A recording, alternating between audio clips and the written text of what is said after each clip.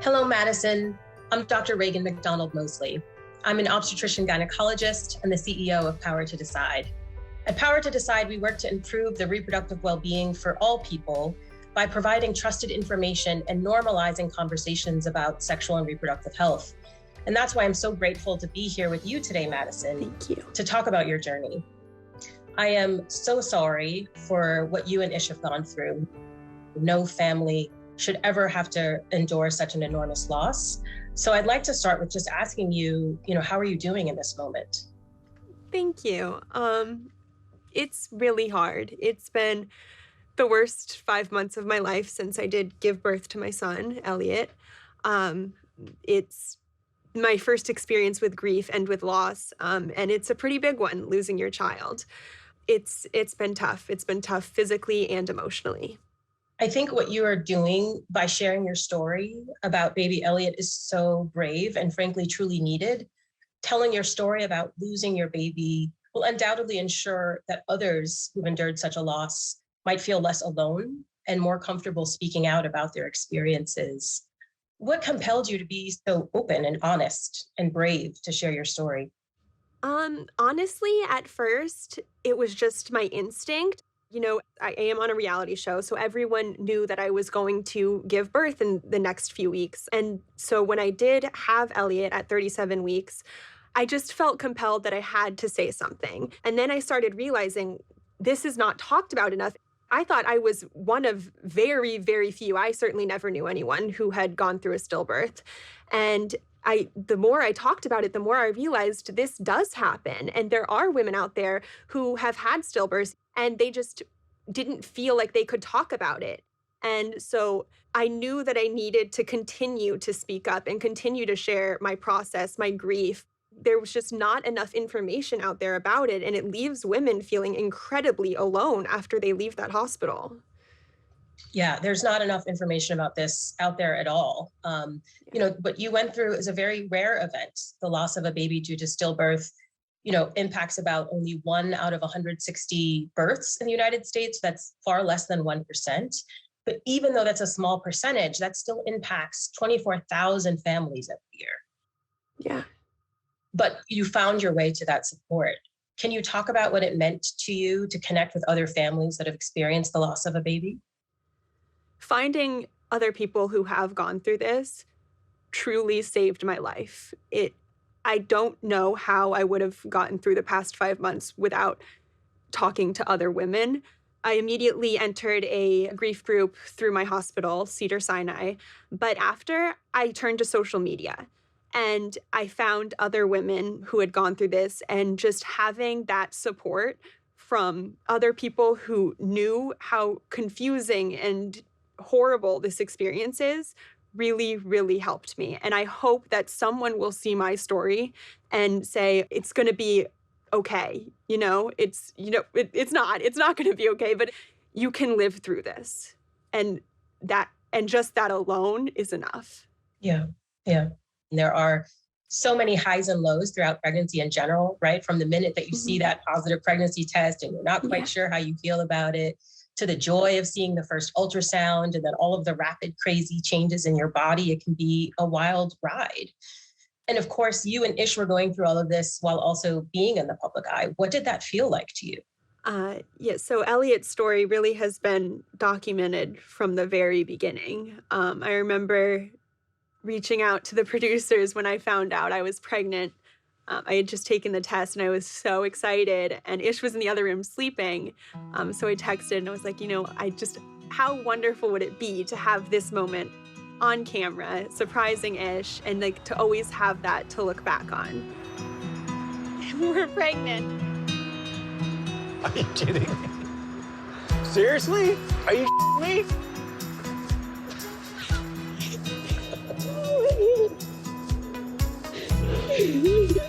That's amazing. You're gonna be a dad. So we surprised Ish. He was so happy. And then just from there on out, we were able to document so much of the pregnancy. Hello. Hey, Madison, Doctor. how you doing? All right, very excited. We're gonna get to see your baby right now. Yay! We were able to get one of Elliot's very first ultrasounds on camera. You're about 13 weeks, so that's fantastic. There's the baby's head. There's the baby's bottom. So much bigger than last time. And then we were able to throw a baby shower with all my friends. What's up?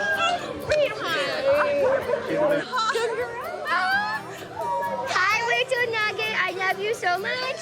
I had his first 4D ultrasound, so I actually got to see his face and see him move. This is your baby in black and white. Oh, that's cool. We're gonna listen to this baby's heartbeat. Love that. That really is the coolest thing ever. And then we got married, and I was 7 months pregnant, and that was all documented on the show. Remember how lucky you are that the person standing in front of you loves you as much as you love them. You may seal this union with a kiss.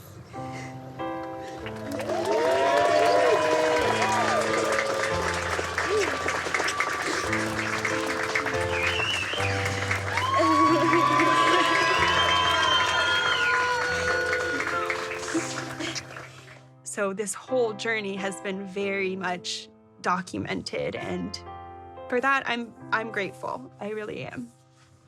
The fact that I can share Elliot and people will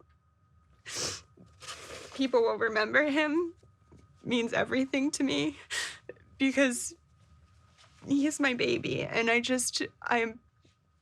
feel very grateful that other people will always remember him. Yep. He is your baby, and you'll always be a mom. Thank you. Thank you for saying that. Sharing the story of baby Elliot on the beach with your Siesta friends was so emotional to watch. I'm really grateful that I get to share him with the world, but it feels like a really big responsibility.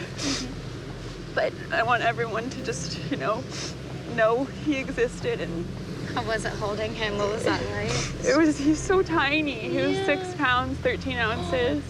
It's because we all called him Tiny for so long. Yeah, tiny. Tiny. I had a perfectly healthy pregnancy. He was perfectly healthy. If he were born one day before, he would be here. And that's so hard to think about. Did that conversation provide you with some sense of closure? My castmates and friends are so wonderfully supportive. Yes, there's a lot of fighting that goes on in this group, but when it comes down to it, they are really there for me. And I am so appreciative of that. I'm so glad that you and Ish have so much support. I think there's nothing worse than someone going through something this awful alone. And my hope is that by others hearing your story and seeing your bravery, being open and willing to talk about it, will give them, the courage to do the same and seek out resources and support that they need. In resources that I've provided for my patients going through something similar in the past include the March of Dimes, the Star Legacy Foundation, and the International Stillbirth Alliance. Are there other resources that you would recommend for families coping with the loss of a baby later in pregnancy?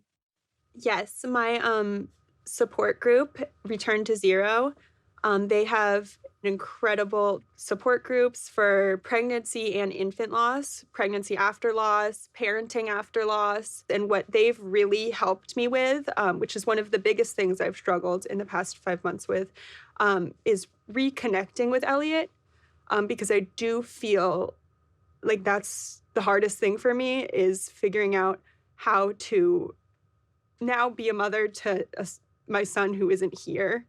And I don't come from a background of faith. I don't have a spiritual grounding. So I've really been searching for a way to be with him and to connect with him.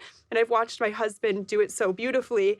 So it's very inspiring to watch him have that relationship with Elliot. And I've seen so many other mothers be able to connect with their babies. So that's definitely something I'm really working towards and trying to find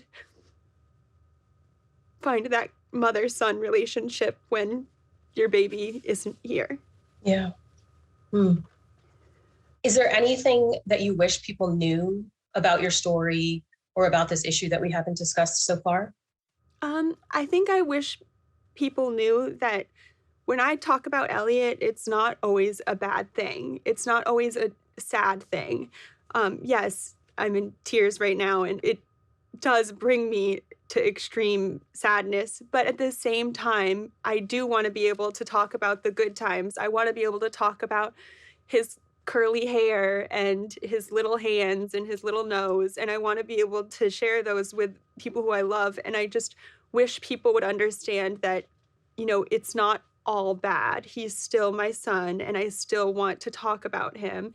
And so if anyone knows someone who is going through the loss of their child, I would encourage them to ask questions and to not be afraid to talk about them, because the silence hurts worse. Yep. Yeah. And I think oftentimes people, they don't know what to say, right? And so I would just encourage people to start with that, to just say like, I don't know what to say. This is terribly awful, but I'm here for you, right? Yeah. Everyone grieves differently.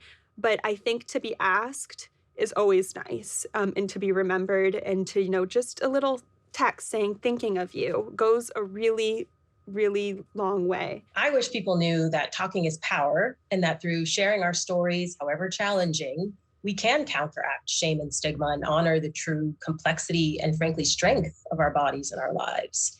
And again, that's why I'm so grateful to be a part of this conversation with you and just breaking down that stigma and talking about a painful thing and turning it into something as positive as possible.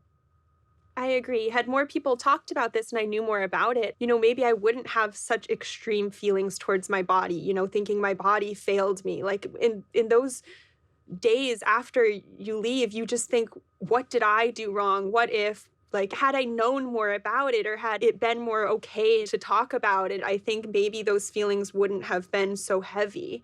Yeah. Of course, it would have still been the tragic loss of my son, but I would have been like, okay, it's okay that my body didn't do anything wrong. Yeah. And I just think it would have been a little easier. Yeah, there's so much pressure on us to be perfect, right? And healthy and deliver perfect outcomes. And things don't always go that way. Our bodies are powerful and amazing and create life. And it's a really powerful thing. So I applaud you again for, really just going inward and thinking about how to turn this into something positive and breaking the stigma for others.